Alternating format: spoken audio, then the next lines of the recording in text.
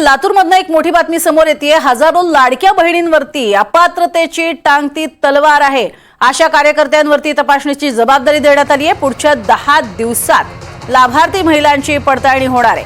65 वर्षांवरील महिला लाभ घेतायत का याची देखील खातरजमा होणार आहे आणि तपासणी होणार आहे। त्यामुळे आता लातूरमध्ये हजारो लाडक्या बहिणींवर अपात्रतेची टांगती तलवार आहे।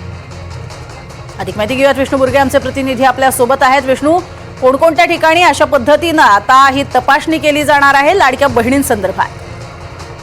जिल्ह्यामध्ये मोठ्या प्रमाणात जेव्हा ही लाडकी बहीण योजना आली त्यावेळेस महिलांकडून अर्ज भरून घेण्यात आले आणि यासाठी ही जबाबदारी आशा कार्यकर्ते आहेत त्यांच्यावरच सोपवण्यात आली होती। पहिल्यांदा 5 लाखांहून अधिक जे आहेत ते या लाडक्या बहिणीमध्ये अर्ज आले होते। मात्र आपण पाहतो की मागे देखील तपासण्या करण्यात आल्या होत्या। आता पुन्हा एकदा तपासणीचा फास जो आहे तो बसल्याचं पाहायला मिळतंय।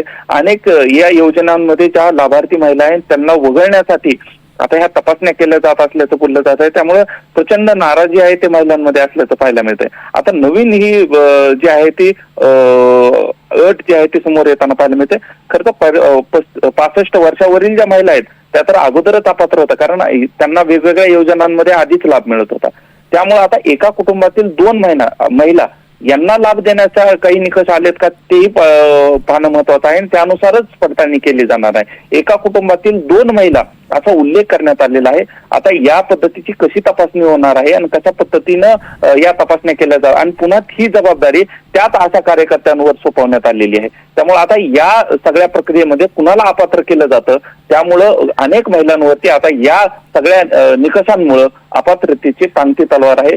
खर तर ही योजना अनेक महिलांपर्यंत पोहोचावी यासाठी वर्षभरापूर्वी मोठ्या प्रमाणात अर्ज मागवण्यात आलेले होते। मात्र वर्षभरामध्येच या महिलांचा भ्रमनिरास झालाय असंच पाहायला मिळतंय। त्यामुळे आता कुणाकुणावरती ही टांगती तलवार आहे हे पाहणं महत्वाचं असणार आहे। नक्कीच विष्णू, तर काही महिलांनी स्वतःहून सुद्धा माघार घेतलेली आपण पाहिलेली होती। मात्र आता अशा कार्यकर्त्यांवरती ही तपासणीची जबाबदारी आहे। त्यामुळे येत्या काळात कदाचित मोठ्या संख्येनं महिला अपात्र होताना पाहायला मिळू शकतात। तुर्तास धन्यवाद या माहितीसाठी विष्णू।